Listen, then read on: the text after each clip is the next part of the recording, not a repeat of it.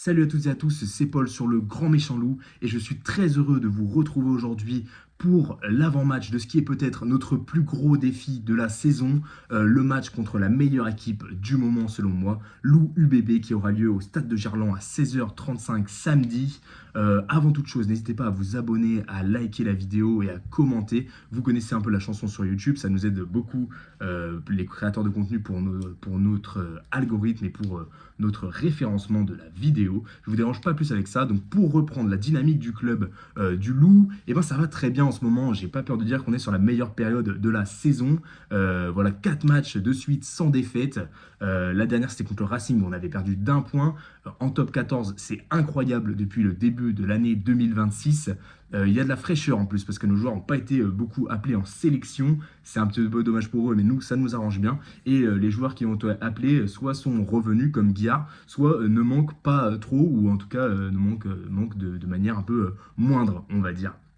Donc on est 10e pour l'instant, on est encore dans la course pour le top 8 et un peu dans celle pour le top 6 aussi. On ne doit pas perdre à domicile et on doit encore aller chercher une victoire à l'extérieur pour espérer prendre un top 6 d'ici la fin de saison. Donc défaite interdite contre la meilleure équipe qu'on peut affronter sur la planète, en tout cas pour moi, en ce moment, hein, pas dans l'histoire de toutes les équipes de rugby, je ne m'avancerai pas jusque-là.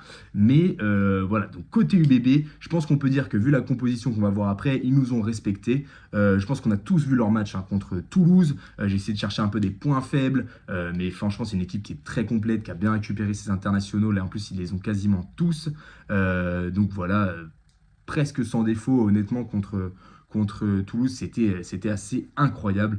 Je pense que, voilà, comme je disais, c'est la meilleure équipe du moment. Je vois pas trop de meilleures équipes, à vous de me dire, mais là, actuellement, je vois pas. Ils ont récupéré leurs internationaux, pardon, je l'ai déjà dit, et c'est une équipe qui est un peu frustrée parce que, voilà, ils sont seulement 4e avec le potentiel qu'ils ont, et c'est dommage pour eux.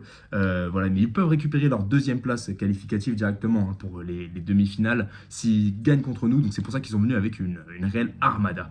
Donc moi j'aurais pensé justement qu'ils allaient faire tourner, vu qu'ils ont un gros match vendredi prochain contre Leicester. Donc un match très important pour eux parce qu'ils veulent conserver leur titre. Et ce sera vendredi prochain à 20h, donc il n'y aura pas beaucoup de récupération. Mais du coup, ils n'ont absolument pas fait tourner. Et on va découvrir cette composition tout de suite, je vous la mets là. J'avais compris qu'il y aurait certainement Louis Bielbiarré grâce à l'UBBiste. C'est un podcast bordelais, je vais vous mettre l'affichage maintenant. Et voilà, j'avais compris parce qu'ils ont reçu Yannick Bru dans leur émission. Et il avait dit que voilà, Bielbiarré ne pouvait pas jouer contre Toulouse, mais jouerait certainement la semaine d'après. Donc merci à vous les gars, super ce que vous faites, continuez. Mais voilà, ça aurait été sympa de ne pas mettre cette grosse équipe contre nous. Et donc on va la découvrir tout de suite, on va la décrypter un petit peu avec une première ligne assez énorme. Mathis Perchaud, Gaëtan Barlow et Seydi, je m'aventurerai pas, on va dire, à prononcer son prénom, Carliou, je sais pas, Carliou Johan Seydi, on va le faire comme ça. On peut dire qu'il manque Poirot, hein. Poirot c'est un peu le number one des numéros 1 justement. Il est pas là, donc c'est le seul qui va manquer à peu près. Lamotte, qui est le premier talonneur à l'UBB, est sur le banc. Et on a Big Ben Tameifuna, pardon, qui est l'un des meilleurs piliers de top 14, qui va être sur le banc aussi, donc on va bien serrer les fesses quand ils vont rentrer. Ça va être un match compliqué du début à la fin. En 2e ligne, on aurait pu s'attendre à voir Woki, mais il sera sur le banc, donc pareil, énorme banc côté UBB. Et on aura Jacobs et Palu en 2e ligne, donc une 2e ligne qu'on voit vraiment du lourd pour le coup. Une énorme 3e ligne aussi, Beauchaton, Taillefer et Timo Mathieu. Mathieu, voilà, on l'a vu en équipe de France, on l'a vu en Champions Cup, c'est énorme. Et je parle pas des deux autres, hein, je peux pas parler de tout le monde en longueur, mais c'est une équipe, ce qu'il faut retenir, c'est que c'est un paquet d'avant qui est juste énorme. Et on va aller voir tout de suite le banc, hein, comme je disais, c'est juste énorme au niveau même de la première ligne de remplaçance avec Hugo Boniface, Lamotte, Tameifuna. On aura Cameron Woki qui sera là aussi. Donc voilà, énorme. Et on aura Isbayene qui est jeune, voilà, qui a joué avec les France U20. On a vu ses capacités aussi sur les 2 derniers matchs. C'est juste incroyable. Et il va jouer, je crois, ce sera son premier match en pro. Donc, il fallait que ça tombe sur nous. Mais on prend notre sort et ce sera un super match. On va passer aux arrières maintenant avec Maxime Lucu qui sera titulaire. Voilà, il est bien revenu, hein, le capitaine de l'UBB qui est toujours aussi stratosphérique. Honnêtement, depuis 1 an et demi, je ne sais pas ce qu'il nous fait, je ne sais pas ce qu'il a mangé. Le seul absent, ce sera Mathieu Jalibert, hein, quasi avec Jefferson Poro, mais Jalibert pour moi est un absent un peu plus important. Donc voilà, ce sera le seul absent et il va laisser sa place à Joseph Laharag. Je ne sais pas trop ce qu'il a donné depuis le début de la saison, mais en tout cas, ça va être un peu le seul, on va dire le seul bémol de cette équipe. Et encore, comme je dis, Joseph Laharag, je ne sais pas d'où ce qu'il vaut, donc à vous de me dire en commentaire si vous en savez plus que moi, mais pour moi ce sera un peu le maillon faible. Pour ce qui est des ailiers maintenant, on aura Louis Bielbiarré, donc l'OVNI, hein, qui sera présent, donc lui ce sera lui vraiment qui va décider de notre sort je pense, parce que ça va être très compliqué de le contrer, il est incontrable honnêtement. Et de l'autre côté, on aura Madoche Tamboué qui nous avait laissé un bon souvenir, hein, en barrage. C'était il y a, je sais plus, c'était il y a 2-3 ans, il me semble, quand on était en barrage de top 14 avec Garbajosa. Et il nous met 2 essais, bon, dont un qui n'était pas valide, hein, parce qu'il n'y avait pas de VAR ce soir-là, à les comprendre, il n'y avait pas de TMO. Donc là, juste pour le prévenir, il y aura voilà, le TMO normalement. Donc si tu marques des essais invalides, ce ne sera pas validé, ce ne sera pas accordé. Donc voilà, petit message de haine. 3 ans après. Du coup, au centre, on aura Moefana et Damien Penaud. Donc Moefana, qui est un des meilleurs centres, hein, actuellement, et Damien Penaud, bah, énorme aussi. Franchement, j'ai trouvé très très bon contre Toulouse au poste de centre. On sait que c'est son poste à la base de formation. Il me semble que même au tout début à Brive et au Loup, parce qu'il a fait quelques piges de formation, en très très jeune au Loup, et il jouait en numéro 10. Après, il a décalé au centre et après à l'aile. Donc, c'est un mec qui maîtrise un peu tous les postes et qui est vraiment un Golgoth. Il le disait. Il me semble que c'était un rugby confidentiel. Donc voilà, il faut faire très attention à ce joueur qui en plus est vexé parce qu'il n'a pas joué le 6 Nations. On aura Mousk à l'arrière qui a fait un très bon match aussi contre Toulouse. Et pour ce qui est des remplaçants, on aura Arthur Retière qui peut jouer à la fois à l'aile et à la fois demi-de-mêlée. Rayassi qui peut jouer ailier et qui peut jouer aussi arrière. Rayassi, voilà, énorme gabarit, très très fort sur les appuis. On l'a pu le voir aussi en Champions Cup et en Top 14. Et on aura Janse Van Resburg, énorme aussi, au poste de centre. Et du coup, il va pouvoir rentrer. Donc vraiment, c'est rare que je m'attarde autant sur une équipe adverse. Mais là, voilà, vous pouvez voir que c'est juste une équipe monstrueuse qui fait très très peur. Donc il faudra vraiment faire une performance XXL. Et le match sera arbitré par Jonathan Gassner.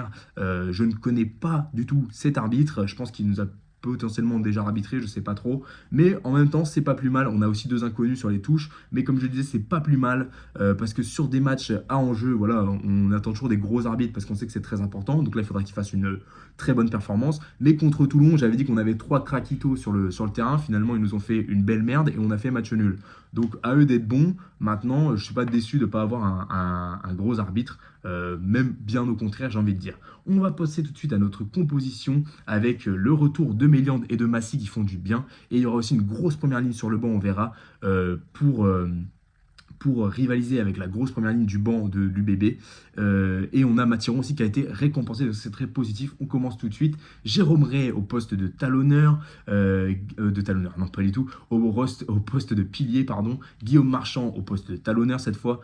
Iraki Apistori au poste de pilier droit. Donc même première ligne que la semaine dernière, très très bonne, sauf sur les mêlées. Je pense que les mêlées ça va être un point clé. On va se faire bousiller comme d'habitude, mais on a l'habitude, le loup, on se fait toujours bousiller en mêlée, donc ce ne sera pas si différent. Il faudra juste qu'on assure les touches, comme ça on aura au moins un des deux fondamentaux.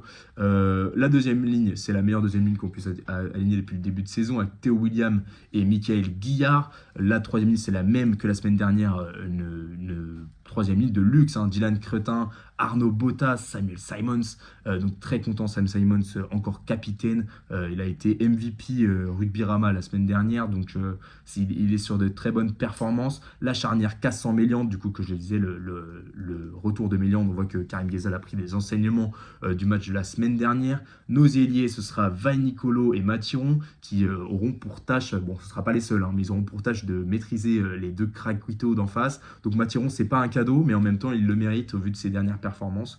Donc très content pour lui. Après, à voir ce qu'il vaut.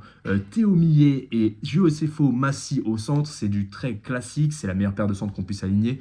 Et voilà, je pense que Théo Millet a aussi des choses à montrer contre Moefana s'il veut aller prendre potentiellement une ou deux sélections.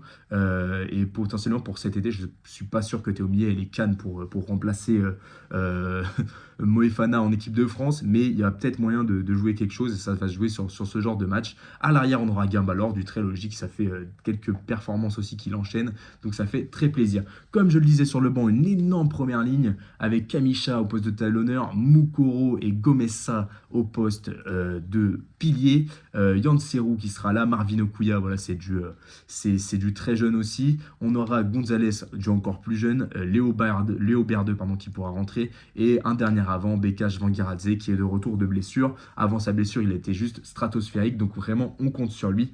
Donc, en bref, ce sera sûrement pour moi le plus beau match de la journée. Je vais être un peu chauvin parce qu'avant, il y a Toulouse-Montpellier, mais pour moi, ce sera le plus beau match de la journée parce que ces deux équipes qui vont bien en ce moment, qui sont performantes, elles alignent les meilleures équipes qu'elles puissent aligner. Donc, hâte de voir vraiment une autre équipe évoluer. Comme je le disais, défaite interdite, victoire obligatoire pour le Loup. Sinon, le top 6, c'est terminé. Et du coup, il est temps de montrer qu'on est vraiment redevenu une énorme équipe, une grande équipe de ce championnat. Et voilà, et de montrer et de confirmer tout simplement la bonne période qui est en cours. Donc les gars, on est tous derrière vous et je vous souhaite un bon match à tous et on se retrouve pour le débrief.